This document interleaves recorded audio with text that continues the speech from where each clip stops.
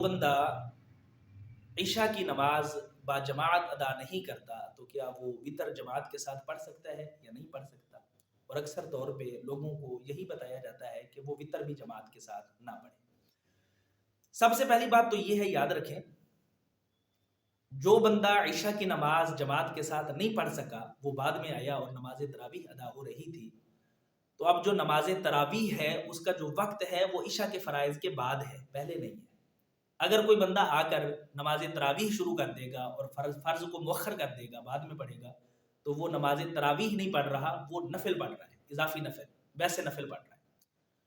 کیونکہ جب تک اس نے فرض نہیں پڑھے ہوں گے اس وقت تک نماز تراویح وہ شروع نہیں کر سکتا، ویسے نفل پڑھ سکتا ہے۔ تو اس لیے سب سے پہلے وہ آ کر اپنے فرض پڑھے، الگ فرض پڑھے، فرض پڑھ کر،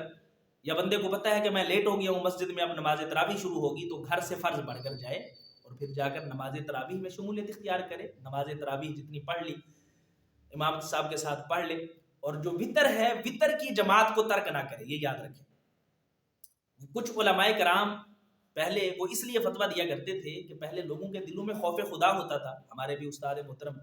قبلہ شیخ الحدیث مفتی صالح محمد صاحب رحمۃ اللہ تعالی علیہ، وہ فرمایا کرتے تھے، اپنے انداز میں وہ وضاحت کرتے تھے، وہ کہتے تھے پہلے علماء کرام لوگوں کو اس لیے منع کرتے تھے تاکہ ان کے دل کے اندر ندامت ہو کہ دیکھیں ہم نے فرض نماز نہیں پڑھی جماعت کے ساتھ، فرض کا جو نماز جماعت کے ساتھ پڑھنے کا ثواب تھا وہ بھی ضائع ہو گیا، اور پھر وتر کا جو جماعت کے ساتھ پڑھنے کا ثواب تھا وہ بھی ضائع ہو گیا، تاکہ وہ ندامت کے آنسو روئیں۔ لیکن آج کل تو لوگوں کو اگر کہا جائے تو وہ تو خوش ہو جائیں گے کہ امام صاحب 10 منٹ لگاتے ہیں عشاء کی نماز پڑھنے میں، ہم 2 منٹ میں گھر سے پڑھ کر آ جائیں گے، اور امام صاحب وتر کے اوپر 10 منٹ لگا دیتے ہیں، ہم 2 منٹ میں پڑھ کے گھر چلے جائیں گے۔ تو آج کل وہ ندامت والی بات نہیں ہے، بلکہ آج کل تو لوگ خوش ہوں گے۔ تو اس لیے لوگوں کو جماعت کے ثواب سے محروم نہیں رکھنا چاہیے۔ اگر کوئی بندہ فرض نہیں پڑھ سکا جماعت کے ساتھ تو وہ وتر لازمی جماعت کے ساتھ پڑھے، کیونکہ وہ ایک نقصان تو اپنا کر چکا ہے۔ با جماعت نماز ادا کرنا بے شمار اجر و ثواب ہے، 27 نمازوں کے برابر ثواب ہے ایک نماز کا، حضور علیہ السلام کا فرمان ہے۔ اور وہ 27 نمازوں، اور پھر رمضان المبارک کی نماز ہو تو اللہ تبارک و تعالیٰ تو ہر نیکی کا بھاؤ دگنا فرما دیتے ہیں۔ نفل پڑھنے والے کو فرض کے برابر ثواب ملتا ہے،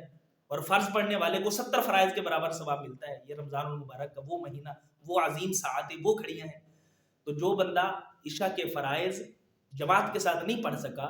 تو وہ لازمی طور پر وتر جماعت کے ساتھ پڑھے، تاکہ ایک ثواب جو وہ ضائع کر چکا ہے دوسرا ثواب وہ ضائع نہ کرے۔